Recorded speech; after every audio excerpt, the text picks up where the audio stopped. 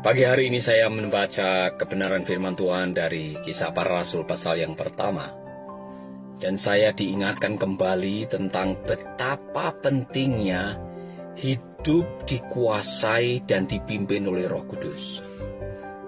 Tuhan Yesus memberikan pesan terakhir kepada para muridnya, jangan sampai kalian langsung pergi memberitakan Injil ke seluruh dunia, tetapi tinggal dulu di Yerusalem sampai kamu dipenuhi dengan kuasa Roh Kudus dari kuasa Allah yang Maha Tinggi.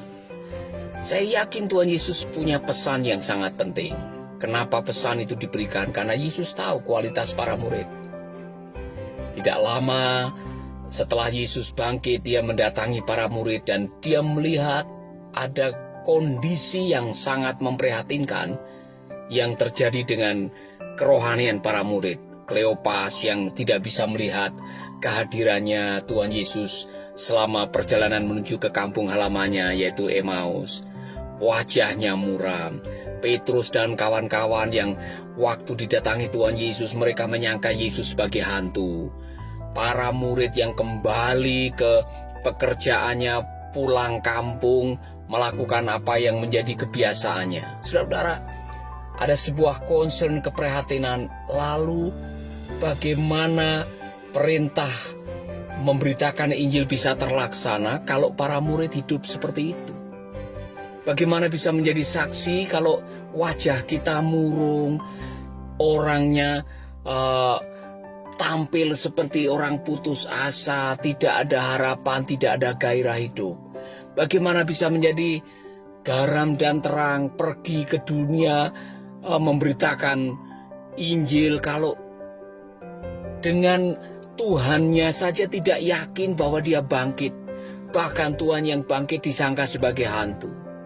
Kalau semua pada pulang kampung, tidak mau memberitakan Injil, kembali ke manusia lamanya, lalu perubahan apa yang mereka tunjukkan kepada dunia setelah mengikut Yesus, sehingga dunia akan percaya bahwa Yesus adalah Tuhan? Saudara, saya bisa paham dengan apa yang disampaikan oleh Tuhan Yesus. Jangan kemana-mana dulu, kamu tunggu di Yerusalem sampai kamu dipenuhi dengan kuasa yang Maha Tinggi. Dan benar, saudara, setelah itu Yesus naik ke surga dan para murid pergi ke Yerusalem di sebuah kamar loteng. 10 hari mereka berdoa, dan pada hari Pentakosta Roh Kudus turun dan menguasai, memenuhi hidup mereka. Ada yang punya tanda berbahasa roh, ada yang terlihat seperti lidah api turun. Kemudian mereka berbicara dalam bahasa-bahasa yang lain, dan dalam waktu sekejap ada sesuatu yang terjadi yang luar biasa. Simon Petrus yang kemarin mengatakan hantu, yang kemarin tidak percaya bahwa Yesus bangkit walaupun sudah melihat kubur kosong. Simon yang berdiri duluan, saudara. Dia berkhotbah kepada ribuan orang yang sedang merayakan hari Pentakosta, dan dia mengutip ayat-ayat kebenaran yang meneguhkan Yesus yang kamu gantung, dia mati di kayu salib, dia bangkit pada hari yang ketiga. Dan dia begitu jelas dengan lantang dan penuh keberanian. Dia bersaksi dan dia berkhotbah, dan 3.000 orang bertobat. Jadi Yesus memberikan pesan kepada kita semuanya bahwa setiap orang Kristen perlu kuasa Roh Kudus. Kuasa itu diberikan bukan untuk gagah-gagahan, bukan untuk sok rohani, bukan untuk supaya orang melihat kau bisa bahasa roh, bukan supaya Anda bisa dilihat orang, wow, super hebat. Bukan itu, saudara.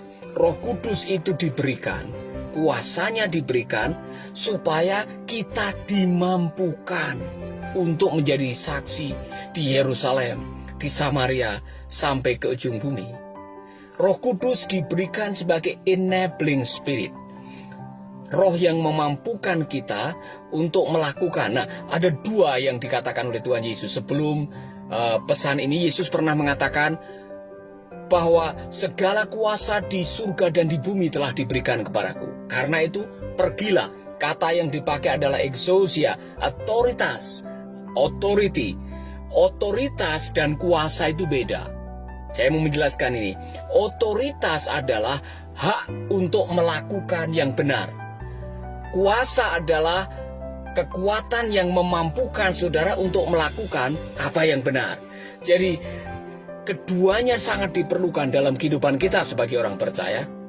Kita punya otoritas dan kita punya kuasa untuk memberitakan Injil, saudara. Kita punya hak untuk memberitakan Injil, dan hak itu adalah datang dari perintah yang diberikan langsung oleh Tuhan Yesus.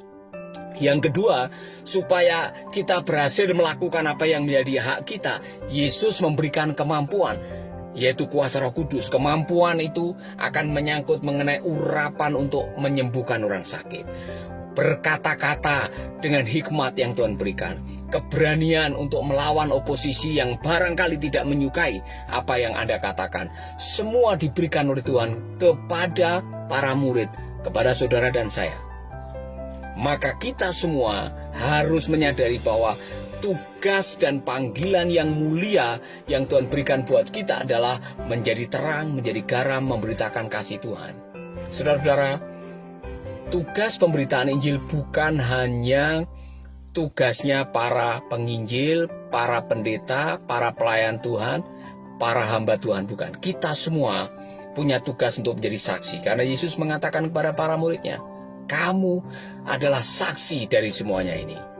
Dan urapan Roh Kudus itu diberikan bukan hanya untuk 12 murid, untuk orang-orang yang berdoa yang begitu banyak di dalam kamar loteng itu. Dan bahkan urapan Roh Kudus juga mengalir kepada murid-murid Yesus yang pada waktu itu menerima dan mendapatkan kasih karunia untuk mendapatkan percikan dan urapan daripada kuasa. Jadi kita semua orang-orang percaya, kita punya tugas untuk memberitakan kabar baik. Tidak usah pusing dengan nanti bagaimana kalau menolak, nanti bagaimana kalau ada perlawanan, nanti bagaimana kalau ada oposisi. Kamu akan menerima kuasa Roh Kudus. Roh itu memampukan kita untuk melakukan apa yang menjadi hak kita, yaitu pergi beritakan kabar baik. Jangan lupa saudara, itu tugas gereja, tugas kita semua. Kalau setiap orang percaya menyadari bahwa kita punya tugas yang mulia, menjadi terang, menjadi garam, memberitakan kabar baik, mengulurkan tangan kita untuk menyatakan kasih Allah kepada mereka yang membutuhkan, maka Tuhan akan melakukan bagiannya. Bagian kita adalah lakukanlah apa yang kita bisa lakukan sebaik-baiknya. Amin. Tuhan memberkati. Shalom. God bless you.